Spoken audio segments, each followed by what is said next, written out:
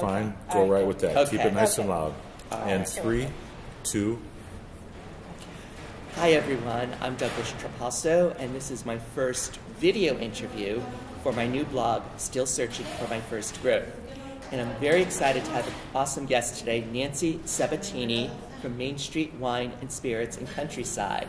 You throw some of the best tastings out in the suburbs. So they're not even just tastings, they're more like parties. It's they a party. really are. Yeah. So you were part of the panel today at our IWSB, that's the International Wine and Spirits and Beer event. I actually had to look at the sign at the NRA show. And by the way, everyone, the R stands for restaurants, not anything else you might be thinking. And we had a great panel discussion about bubbles today, champagne bubbles and all different kinds of sparkling wines. So I wanted to, offer Nancy a chance to come on my blog and kind of do some bullet points in case you missed a seminar. So let's start with kind of the history of bubbles at your store. I mean, this goes back to the 80s, your store, right? Sure, right, exactly, yes. And was there a big bubble selection just from day one? Not so much. It's kind of grown over the years, and we kept it in a very prominent part in our store. You walk down the aisle, it's right there. It's the champagne wall. It's absolutely beautiful. And since it's one of my not specialties, one of my favorites. How's that? Sure. Earlier I said that I was an acid head. I love acid in wines. It's really quite nice, and I think a lot of people can relate to that. And so I've been bringing in a lot of new wines that champagnes or sparklings, something that we have the tried and true, of course, but we have some other ones. The growers' champagnes are really quite wonderful. I have some of those on our shelves. People are getting more and more interested in more so Prosecco and Cava, so that's like the gateway to opening up to these. Sure. The champagne lovers, the true champagne lovers, really are looking for those grower champagnes. And understand that you're helping a family, and you're behind that family 100%. They not only grow the grapes, but they make the wine. The big houses don't have that ability to do that, so it's really quite nice to do that. Yeah. What are some of the common questions you ask customers when they're interested in buying some bubbles, and what are some of the questions they ask you? The first one that I really try to, I think I kind of keep it to 5. I've never really counted before, but the first one that I really ask is that, what's the occasion? Is it, are you having pizza tonight? Are you doing a party for your daughter's engagement? Are you celebrating something else? Is it just something that you and your boyfriend are doing? Is it a date night? What are you doing? What it is. And then I like to ask about what they'd like to spend. And usually I ask them if they want a true champagne, or if they want a non-vintage or a vintage, California wine, or a domestic, I should say, or if they want to go somewhere out in the line. Sometimes rosés come up a lot lately, and people ask me, why do rosés cost that much? And I explain that there's more of a process to make a rosé than there actually is to make a brut. The cuvée is completely different. Yes, exactly.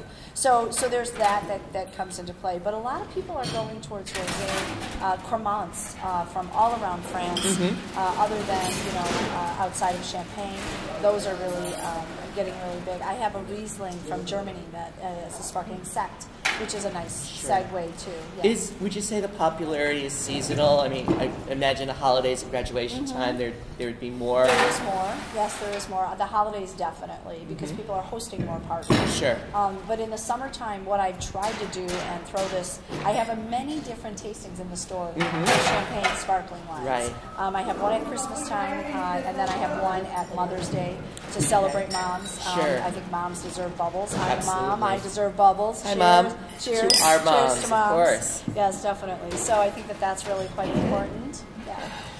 We talked a little bit on the panel about pairing with food. So for myself, a lot of my friends who are studying for their sommelier exams, what are some great pairings that you have found bubbles to work with? Well, I just, bubbles can, Arthur was the one that actually was talking about that, and I agree with him emphatically that if you don't know what to pair with something, you always go with the bubbles. The acidity level is fabulous. It makes your mouth water. The fine bubbles just bring out more flavors to it. You get a nuttiness sometimes with some champagnes or some cavas. The Chenin Blanc that we had up there, I got some nuttiness on the nose. It was really quite amazing. So it's like I wouldn't. Everybody wants to pair cheeses with champagne, but I think fruits are really quite nice. Strawberries, this is perfect. Strawberries are really quite nice. Melons, like cantaloupe melons, these are always refreshing. I like to pair kind of more like a light instead of opposite. Okay. So a food that has a little bit more acidity in it, depending on which champagne or which sparkling that you get, you know, so that would be good. Okay.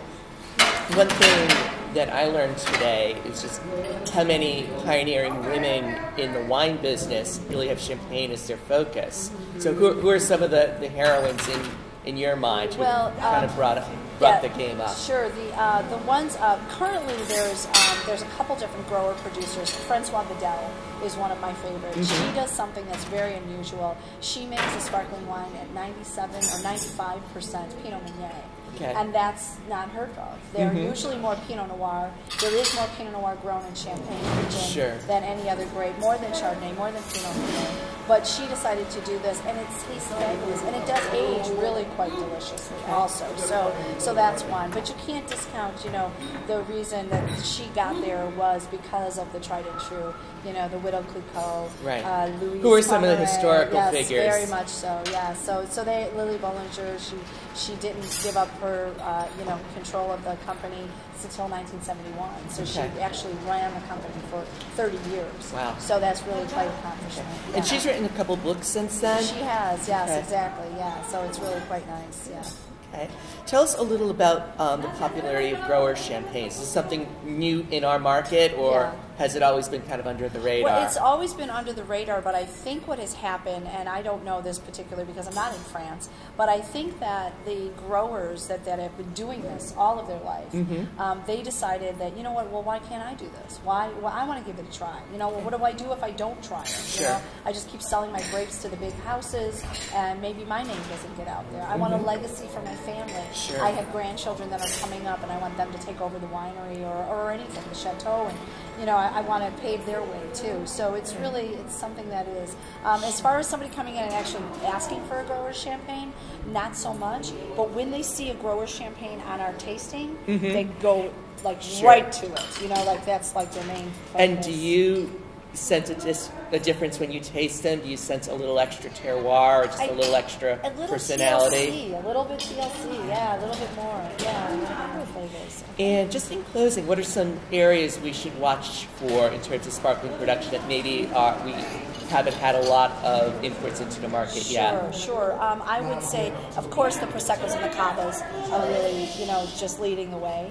And then we have the Cremants from France are really one of my favorites. I love Cremants from Loire. They're really, and they're inexpensive, so you don't have to spend a lot, you know, to get on that. I still think that the solid champagne sparklings are from California. You know, we have such beautiful houses from there that are doing this traditional, you know, method. Riddling, you know, they still do riddling by hand in some of them. So it's something that they're trying to preserve in that, you know, that way. So yes.